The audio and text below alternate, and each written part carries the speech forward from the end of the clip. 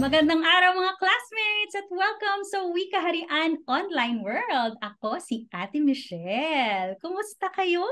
Kumusta ang mga klase ninyo? Marami na ba kayong natutuhan? Nako, dadagdagan pa natin yan ngayon. Ngayong buwan ng Setyembre, ipagdiriwang natin ang International Day for Sign Languages at International Week for Deaf People. At dahil dito, may mga ibabahagi kami tungkol sa sign language. Tiyak na marami kayong matututuhan. At alam nyo, may mga makakasama tayo. Isa na rito si Ate Carol. Hi, Ate Carol! Si Ate Carol ay kaibigan nating deaf. Hindi siya nakakarinig kaya ang ginagamit niya ay wikang biswal. Ginagamit niyang mata, hindi tenga, at kamay at katawan, hindi boses bilang wika niya. Siya ang tutulong sa atin sa pagsisenyas o paggamit ng sign language. Pero, tungkol saan nga ba ang pagdiriwang na ito? At bakit natin ito ipinagdiriwang? Mamaya malalaman natin yan ha. Ang bawat bansa mayroong paraan ng pagsisenyas. Ito ang senyas ng New Zealand Sign Language. Czechia Sign Language. Australian Sign Language. At ito naman ang senyas ng ating Filipino Sign Language. Ito naman ang senya sa buong mundo para sa International Week for Deaf People.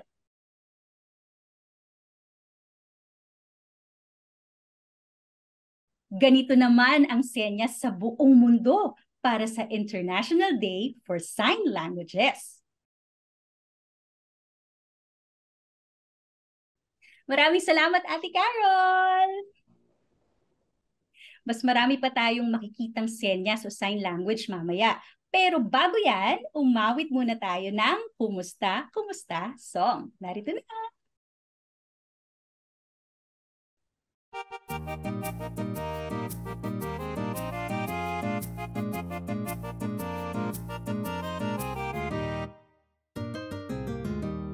Kumusta, kumusta, kumusta? Kumusta kayong lahat? Ako'y tuwang-tuwa, masaya't nagagalak. Tralala-la-la-la-la-la-la, tralala-la-la-la-la-la-la, tralala-la-la-la-la-la-la, tralala. Kumusta, kumusta, kumusta? Kumusta kayong lahat? Ako'y tuwang-tuwa, masaya't nagagalak. Tralala-la-la-la-la-la-la, tralala-la-la-la-la-la-la, tralala-la-la-la-la-la-la, tralala. Bago namin kayo turuan ng iba't ibang senyas sa sign language, alam nyo ba kung ano ito? Ano ba ang sign language? Ang sign language ay kakaiba. Hindi tulad ng ibang lengguwahe dahil wala itong tunog. Hindi ito binibigkas.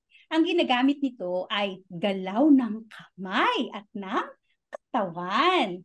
Tinitingnan at pinanonood ito para maintindihan. Para turuan tayo ng ilang senyas, may makakasama pa tayong isang kaibigan na deaf na si Kuya Dennis. Hi, Kuya Dennis!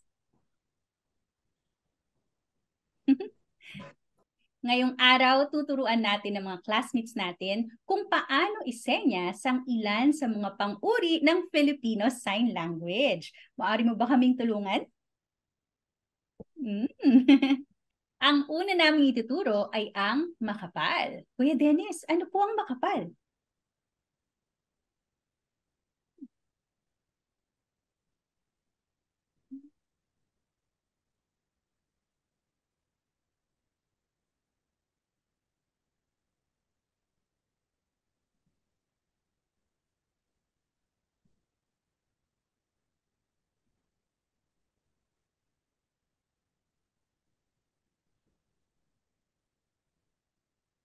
Hmm. Ang kasunod naman ay Manipis. Kuya Dennis, ano naman ang manipis?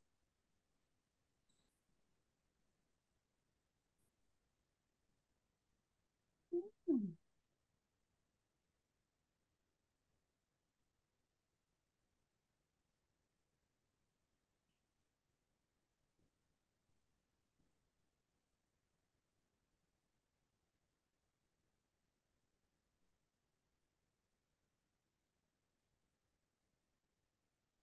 Ganito naman isenyas ang magaspang. Sige nga, Kuya Dennis.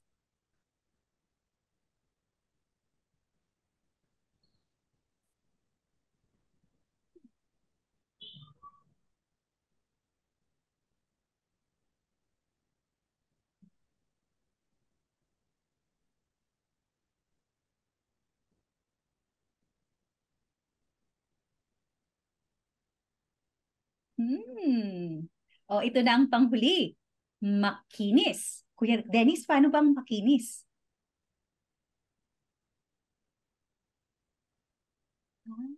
Hmm.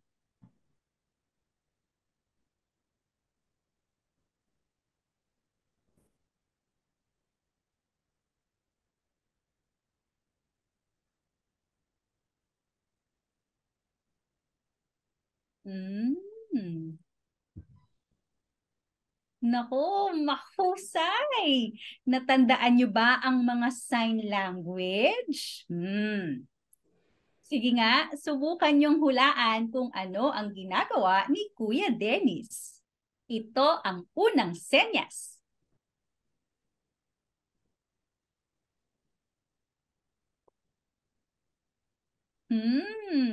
Ang sagot niyo ba ay makinis?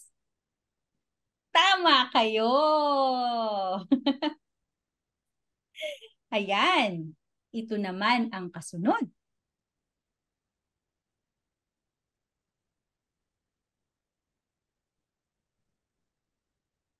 Ang sagot niyo ba ay manipis?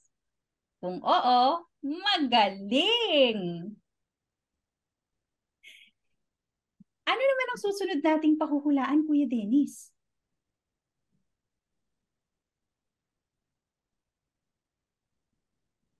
Naalala niyo ba yon mga classmates? Ang sagot niyo ba ay magaspang? Kung oo, mahusay! Ito na ang pinakahuling pahuhulaan namin. Oh. Sana naalala niyo pa yan mga classmates. Ang sagot niyo ba ay makapal? Kung oo, tama na naman kayo. Naku, magaling classmates. Tandaan niyo ang mga sign language na ito ha. At maaari din ninyong ibahagi ang natutuhan niyo sa iba niyong kapamilya. Maraming salamat sa tulong mo, Kuya Dennis.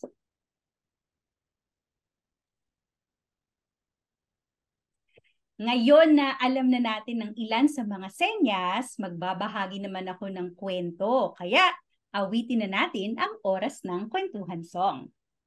Narito na.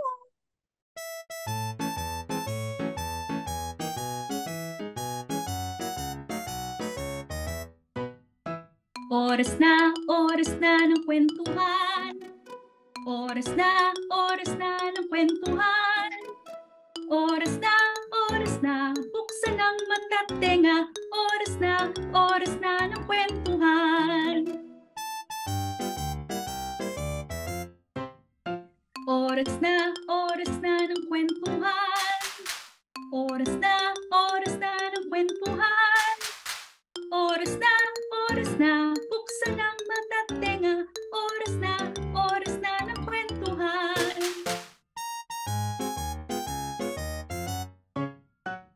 Ang pamagat ng ating kwento ay Luksong Tinik at isisenyas ito sa atin ni Kuya Romel.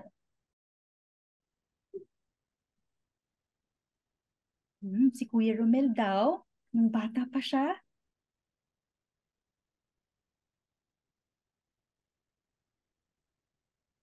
may mga kaibigan daw siyang nakakarinig.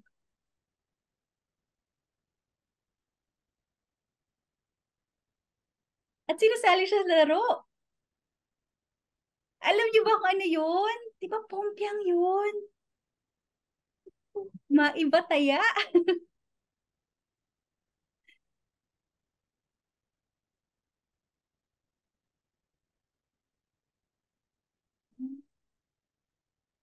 Mukhang si Kuya Romel yata yung taya sa luksong tinik, oh. Yan, umaatras na yata yung mga kaibigan niya. Mukhang nagsuot na ng mga tsinelas sa kamay.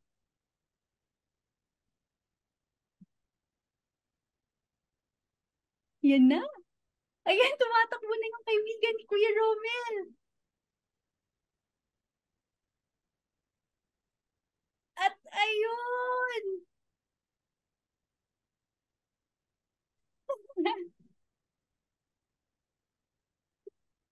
Ayun, naku! Lumundag na yung kanyang kaibigan.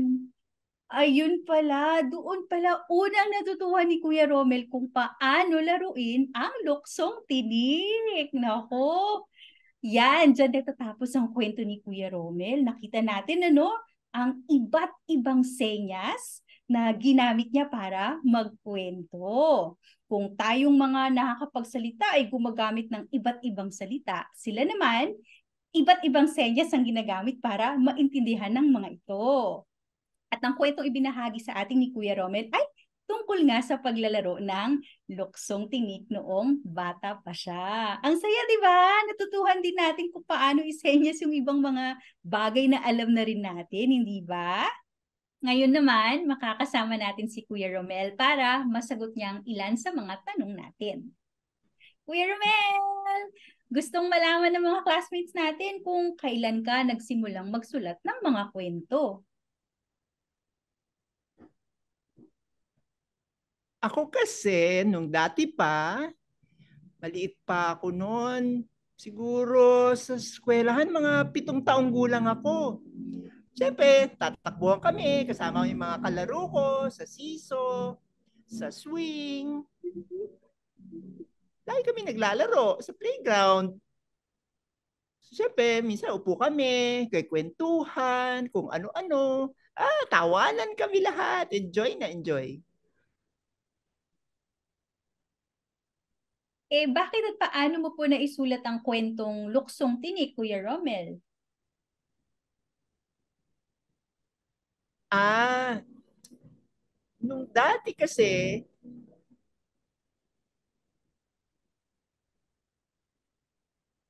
may mga nakilala ko, mga hiring na mga bata. Tinatawag nila ako. Sabi niya, laro tayong luksong tinik. Ako naman, yun na nga, niyakan nila ako, nihila nila yung braso ko. So sinama nila ako. Luksong tinik. Hindi ko naman alam. Sabi niya, oh, umupo ka dyan. So ganito yung kamay mo. Oh, okay ka na, alam mo na. Oh, sige, gaya-gaya lang ako. Sige. So, tiningnan ko sila. Ganun, ayan, matras na. Ayun na nga. Tapos, ayan na, tumakbo na. Di ako parang kita ko yung mga puno, gumagalaw, tumatakbo yung mga kalaro ko, gano'n, yung mga bahay, gano'n. Takbo ng takbo. Ayan na nga, nakikita ko tumatakbo sila. So ako, nakatingala ako, nakanganga ako, gano'n. Nakikita ko tumatakbo yung mga bata, gano'n. Tapos, tiyum! Yay! Kaya, tuwan-tuwa kami.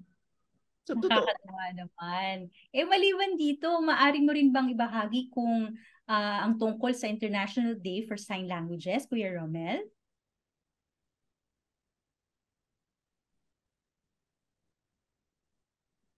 Ah, yung International Day for Sign Languages, ito yung senyas, di ba? Iba't ibang bansa kasi may sarili-sarili silang wikang senyas. Ito nga sa Pilipinas, yung Filipino Sign Language. Sariling atin yan. Kapantayan ng ibang wika. Naku, ang dami nating nalaman tungkol kay Kuya Romel at tungkol sa International Day for Sign Languages. Kaya naman, maraming salamat, Kuya Romel! Thank you, Ken. Salamat. At paalam, Kuya Romel! Bye-bye! At ngayong tapos na ang ating kwento, nakausap din natin ang lumikha ng kwento, gagawa tayo ng art activity. Yan. At ang gagawin natin ngayon ay isang hand artwork. Ganito itsura, oh. Ayan. Dahil sa ginamit natin ang mga kamay natin sa pagsisenyas, gagamitin naman natin ang mga ito sa ating art activity. Sige, papakita ko na kung ano ang mga kailangan natin, ha? Una, kailangan natin ng makukulay na papel, kagaya nito. Yan, meron akong kulay dilaw at kulay lila. Yan. Kailangan din natin ng panulat o marker. Kailangan din natin ng pandikit o glue. At kailangan din natin ng gunting. Okay? Sige, magsimula na tayo. Una muna, kukunin ko yung isang papel, kahit anong kulay. Yan, kulay lila ang gagamitin ko. At babakatin ko yung aking kamay. Kagaya nito. Yan, gumamit din tayo ng ibang panulat, halimbawa ballpen o lapis para bakatin ang ating kamay. Yan.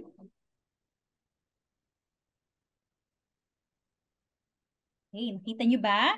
Ayun, nakabakat na yung kamay ko. Pagkatapos, gugupitin natin yung nabakat nating kamay. Mag-ingat kayo sa paghawak ng gunting, ha? Pwede kayong magpatulong sa inyong mga kapamilya kung kayo ay nahihirapan.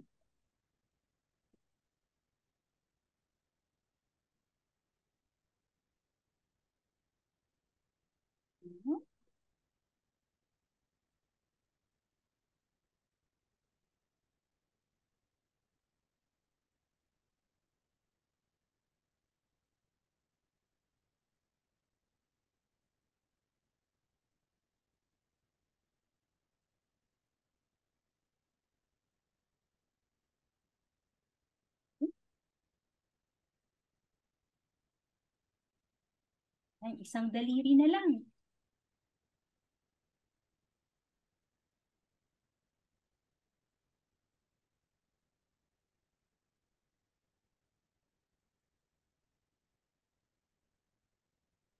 Ayan, nabukit ko na yung aking dinakat na kamay. Ang susunod ko namang gagawin ay ididikit ko ito dito sa isa pang makulay na papel. Ito. Yung glue.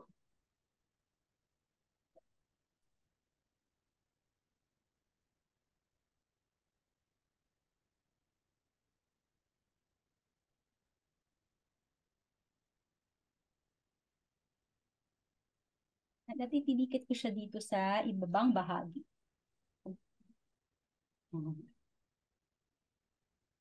Pagkatapos, kukuha tayo ng panulat. Okay, marker ang gagamitin natin, ha, katulad dito.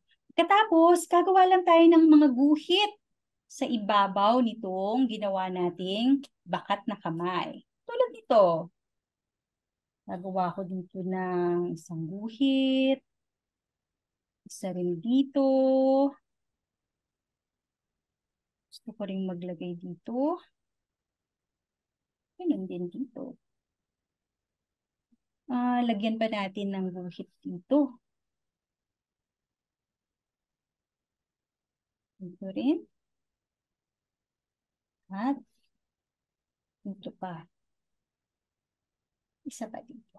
Yan. Nakita nyo ba? Nagkaroon ng mga linya sa ibabaw ng dinikit nating kamay. Pagkatapos, babakatin ulit natin yung paligid ng ating kamay, no, na dinikit dito sa ating papel. Katulad nito.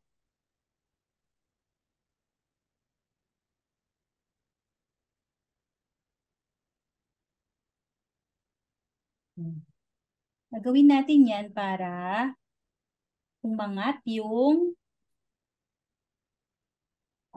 hugis ng ating kamay.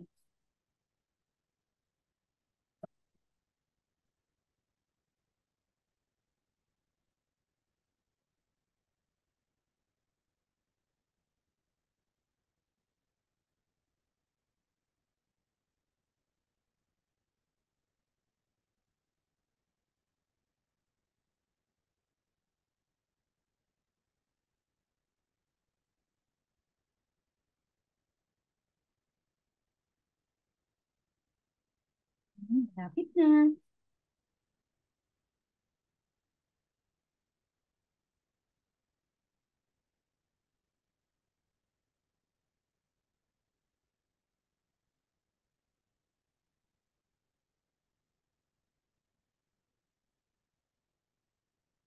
Ayan.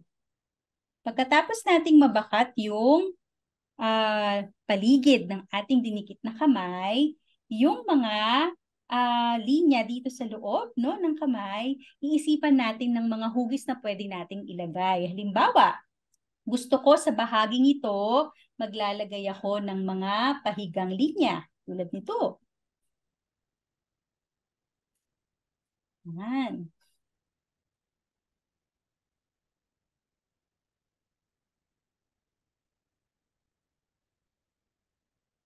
Yan, nakita niyo ba? Tapos, gusto ko dito naman sa gitna, maglalagay ako ng mga pakurbang linya. Kagaya nito.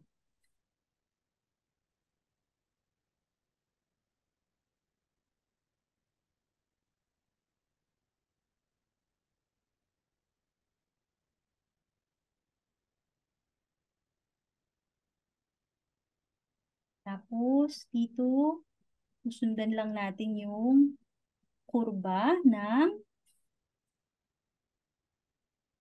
kamay.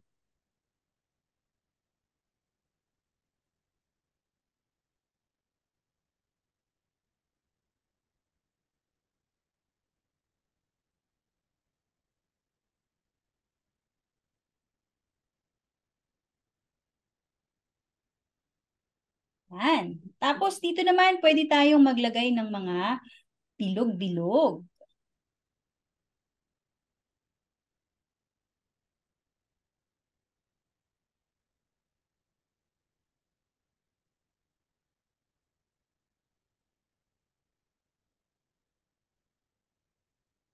Yan. Tapos dito, pwede tayong maglagay ng mga tatsulok.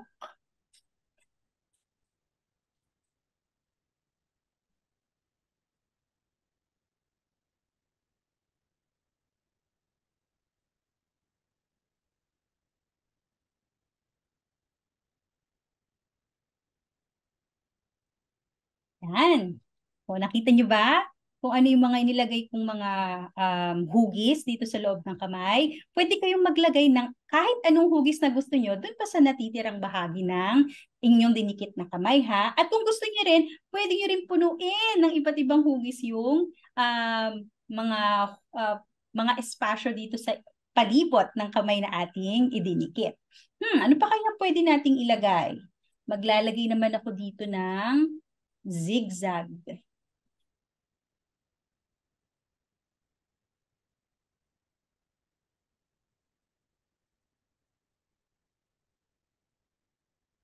Yan.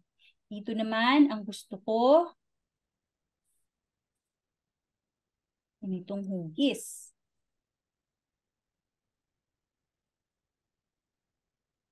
Yan. Tapos, kulayan natin yung ilang mga bahagi. Yan. Parang sa chest, hindi ba?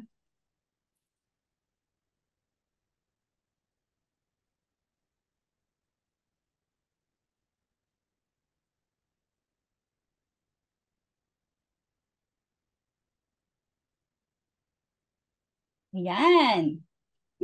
Dito naman kaya, anong pwede nating ilagay? Gawa tayo ng, ah, parang ganito.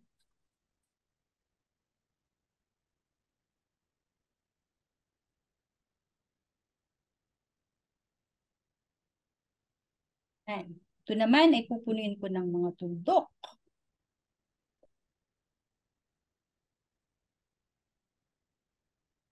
Okay? Ito, gusto kong gawing parang ganito.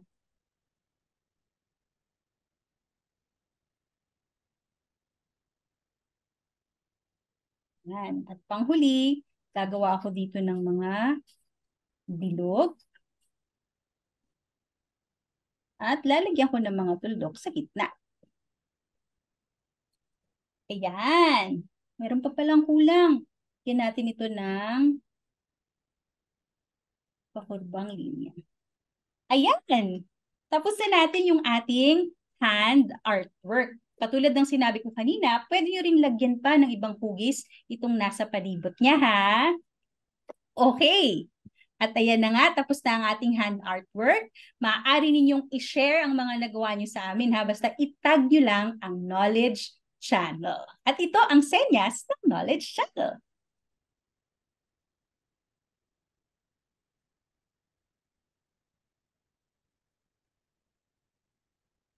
Okay, o ngayong araw, nalaman natin ang tungkol sa International Sign Language Day at natuto tayo ng ilan sa mga sign language na maaari nating gamitin. Napanood natin ang senyas ng kwentong Luksong Tinik at nakasama natin sina Ate Carol, Kuya Dennis at Kuya Romel. Yan. Marami na naman tayong natutuhan ngayong araw at bago tayo tuluyang magpaalam, kantahin na natin ang Wika Harian Song. Narito na!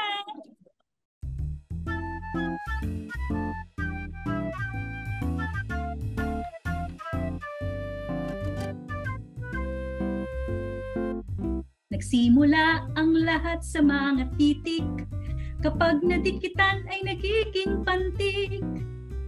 Pantig na nagsama, nagiging salita, mga salita na bumubuo ng isang diwa. Umasa, sumulat, bumuo ng salita, pangungusap, talata, bahagi ng wika, pag-aralin silang lahat, bawat isa, at ikaw ay matututo sa pagbasa.